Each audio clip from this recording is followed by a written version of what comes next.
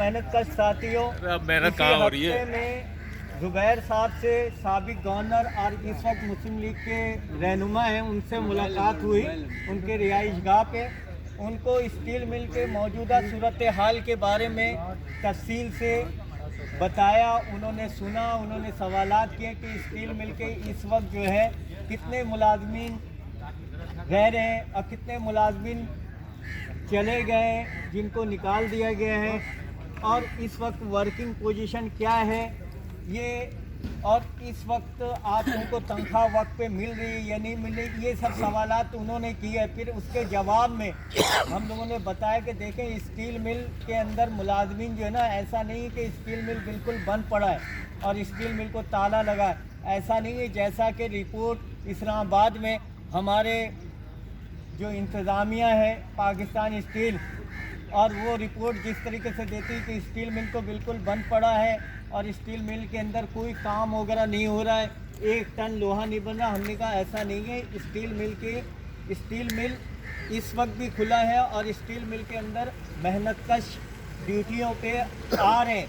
बोले वो क्या करने आते हैं? हमने कहा भाई वो ये करने आते हैं कि प्लांट है, मशीनें हैं, अरबों रुपए की मशीनें पड़ी हैं, ज़मीनें हैं, और वो डिपार्टमेंट जो सर्विस डिपार्टमेंट है, फायर फाइटिंग हो गया, स्टील टाउन डिपार्टमेंट हो गया, वाटर सप्लाई डिपार्टमेंट हो गया, बिजली के डिपार्टमेंट है। जाहिर बात है बिजली को वर्किंग में रखने के लिए, प्लांटों पे रोशनी रखने के लिए ये सारे प्लांट खुले हुए, और वहाँ लोग ड्यूटी पे 12-12 घंटा ड्यूटी, 9-9 घंटा ड्यूटी लोग कर रहे हैं।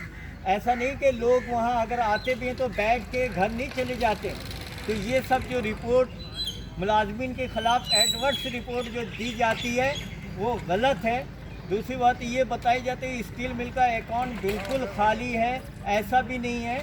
स्क्रैप बिक रहे हैं, अरबों रुपए अकाउंट में पड़े हैं, लेकिन यहाँ ये इंतज़ामिया एक तरफ तो अपने सारे मामलात हल कर रही है, वो अपनी गाड़ियाँ भी बनवा रही है, अपने दफ्तर में एसी भी लगवा रही है, अपने दफ्तर में कुर्सियाँ भी मंगवा रही है, लेकिन मुलाजमीन को जब मुलाजमीन की बात आती है तो वो कहते हैं पैसे नहीं है, जबकि खुद 35-35 लाख रुपए, 50-50 लाख रुपए रिटायरमेंट से पहले अपने सारे वाजिबात एडवांस की शक्ल में ले करके वो अखराजात कर रहे होते हैं और मुलाजमीन के लिए नहीं है।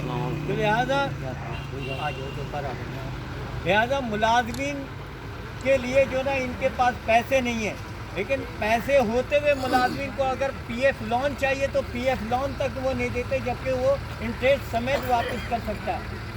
तो उन्होंने कहा कि भाई हम इंशाअल्लाह ताला आप लोग ये करें कि मुलाजमीन के साथ आप लोग राब्ते में रहें। और मुलाजमीन के ख़िलाफ़ हमने कहा ये भी बताया कि देखें मुलाजमीन के ख़िलाफ़ इंतज़ामिया गई हुई है, लेबर कोड गई हुई है, सुप्रीम कोर्ट गई हुई है, हाई कोर्ट गई हुई है, ट्रेड यूनियन के ख़िलाफ़ भी गई हुई है। उन्होंने कहा कि आप ऐसा करें कि एक मुलाजमीन क्या चाहते हैं, ताकि वो बात में ले जा कर के इसाक डार साहब तक मैं पहुंचाऊंगा और उनसे ये बात करूंगा कि भाई जब कोई इदारे के अंदर से अगर इदारा के मुलाजमीन को निकाला जाता है यकमुश्त बड़ी तादाद में, तो या तो उनको गोल्डन शेक हैंड दिया जाता है। ये निजकारी कमीशन का रूल भी है, कानून भी है, एक पाकिस्तान के कानून के मुताबिक ये मंजूर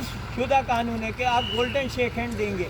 लिहाजा उन्होंने कहा ये हम देंगे, और मुलाजमीन जो चाहते हैं, हमने कहा देखिए उसमें से सारे मुलाजमीन नहीं जाना चाहते, जो नए हैं, जो नए लड़के हैं, उनको भी आप कम अज़ कम किसी और महकमे में एडजस्ट करें।